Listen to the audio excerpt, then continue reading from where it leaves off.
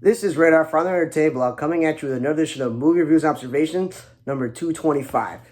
Just the theme of this week is I watched a whole lot of junk because I obviously wanted to get a lot of things done with. So I'm going to start with the two Hallmark movies that I watched that I didn't do on purpose, but they were Hallmark movies when I got them. Betty's Bad Luck and Love. It was exactly what it was advertised. An 80-minute TV movie about a girl who gets cursed in middle school by some girl who thinks she's got a witch for a mom, and she's going to have bad luck and love because she started talking to the girl, the boy that the girl likes. So every time she's in a relationship, something bad happens to the guy, or she breaks up to him before something bad happens, and this guy is too good for her to keep dealing with this. So she's like, "Oh no, you got to leave me alone." And because he's like the most dangerous person, he's like a war correspondent. He does hiking, he plays rugby, all these other things. And her friend who's getting married goes, "Come on, you just got to believe in love and do that." So it was very cheesy. And then the movie ends with not her friend getting married, even though the whole movie her friend was worried about the wedding and all the things that were happening. It was them got married. So that was just stupid and cheesy, but fit his purpose. Nashville Legacy was about this woman who's like getting a doctorate in like music studies at the school in Nashville. And she meets a guy, but goes, "I don't really like go do that with guys like right away." And then she finds out that he's the son of the famous music producer that like in Nashville, like a Barry Gordy type. And he goes, "I don't know, every girl wants to date me because who my father is." And then she's studying all this music, and she like finds out that there's a song that is written by people and they don't give credit, but then like he took credit for the writing credits and someone else records it at his company, but finds out that's like her grandmother who wanted to be a singer because she was a backing vocalist. And then it was that the woman who owned this diner and another woman were the ones that created it, and caught all this controversy for him to finally admit it. So I was like, cool, we got like a musical background history, and they're talking about music throughout the movie, and I thought that was pretty cool and clever. But for the most part, it was again a cheesy movie because then it ends with them getting married or something. It was so stupid.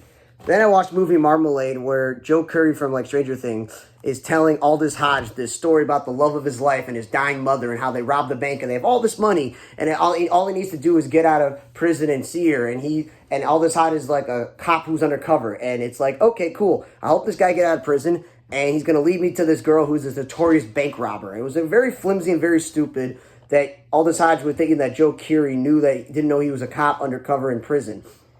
And then there's a whole plot twist of he may be the actual serial banker, like the bank robber, and he just dresses up like a lady with his long hair and you can't tell, but he's really stealing from this drug company guy's pocket because he knows his money was in this bank. And then he stole all these drugs and then gave them to all the old people in the end, including his sick mother. Like, at least, it had a good ending and a little bit of a plot twist. I know I'm spoiling it, but it was just a really bad movie.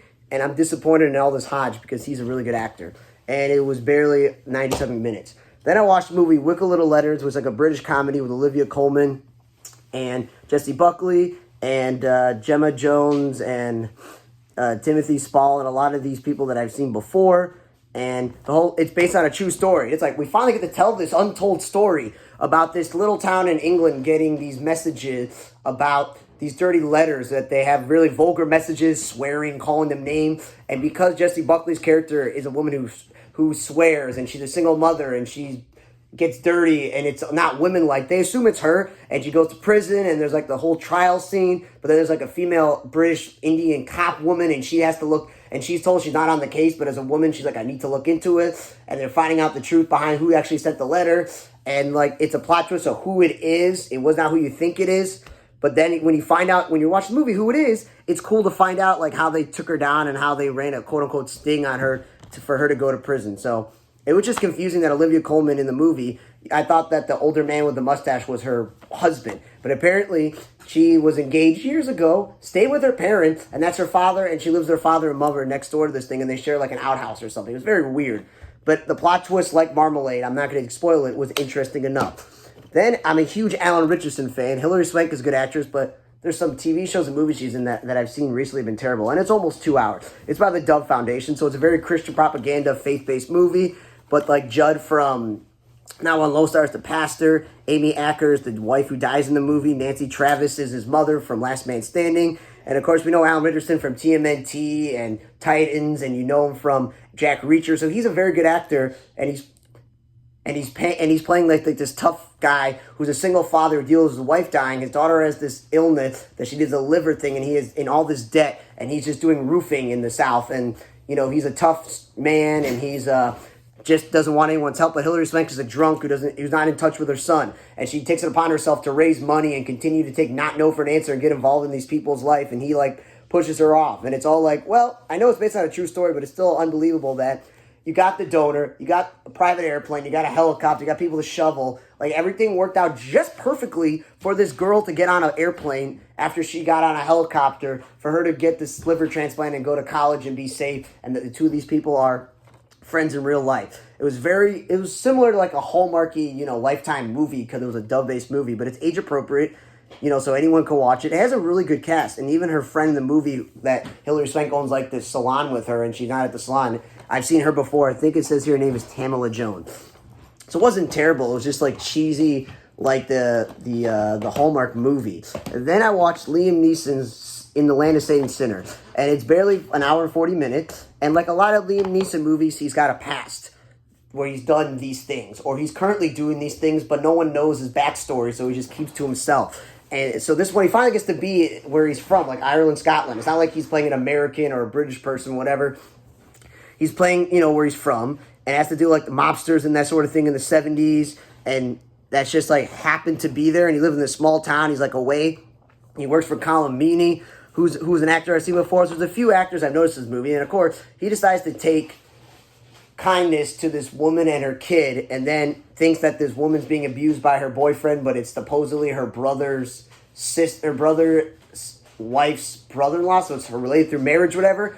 And he decides to take it into his own hands, and it all just transpires into, great, what did you do? You pissed off the wrong person. Colm Meaney warned him that it's, again, like an Irish Mafia sort of thing, where this lady's on revenge to get him and is going after everyone. And it was very, very boring outside of the few moments where he's killing people, until they got into a bar scene with a bunch of shooting, and there was a bomb and all these other things, and his relationship with the cop, and the local cop in town. But a little disappointed. It's definitely not a terrible Liam Neeson, or the worst, because I've seen some very terrible Liam Neeson movies, like the one with James Franco. But this is definitely not one of his better movies. And in the cover, I kind of thought he's holding like a cello. It looks like but he's actually holding a gun. The last movie I watched, that's why I want to get to it last, was the best movie I watched this week.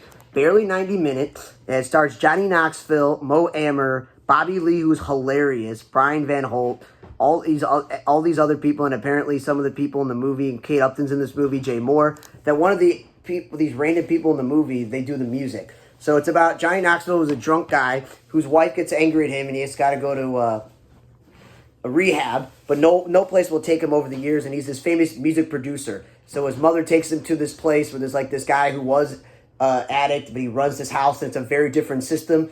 And he's doing it because he wants to see his daughter, because he left his daughter home alone that night that he got drunk and got into a fight and woke up on a bench. And the whole thing's like, yeah, all these guys are losers. I don't need to be here. I'm a cool movie producer.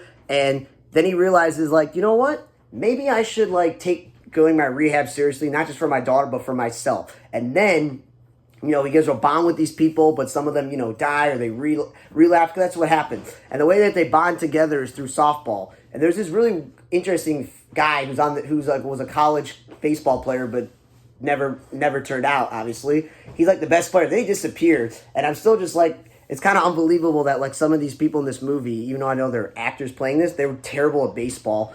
And then they got some ringers, like some women on the team, and they somehow band together to win this tournament. They band together to get money for the house. Like, it's a very inspirational story. I'm not like giving it away, but they do a very nice way of showing the light side of people with addictions. It's not like the messy, you know, disgusting, terrible side a lot of dramas and movies show. This more is like a lighthearted dramedy that Johnny Knoxville, as he's getting older and maturing in roles, of course, is now he looks like an old man with his gray hair, but away from the jackbutt movies and all these movies where he's just injuring himself and stuff. And it was like a good bonding movie. It's somewhat you consider it a sports movie because it's a softball movie. So yeah, that was probably the best one that I watched this week, was Sweet Dream. As you see in the cover, they screwed up the jerseys and they say Sweet Creams instead. But yeah, probably the best movie I watched. I think the Liam Neeson movie could have been a little bit better. Wicked Little Letters and Marmalade have these plot twists that if you just sit through the whole movie, you're like, okay, cool. And then A Nashville Legacy, Betty's Bad Luck, In Love, and Ordinary Angels are too Hallmarky, you know, cheesy. but they serve their purpose. Like Dove served their purpose in this movie, Hallmark served their purpose. So yeah, thanks for listening to another show, Movie Reservation, number 225 for On the Table Block. I'm Raider. See you guys next time.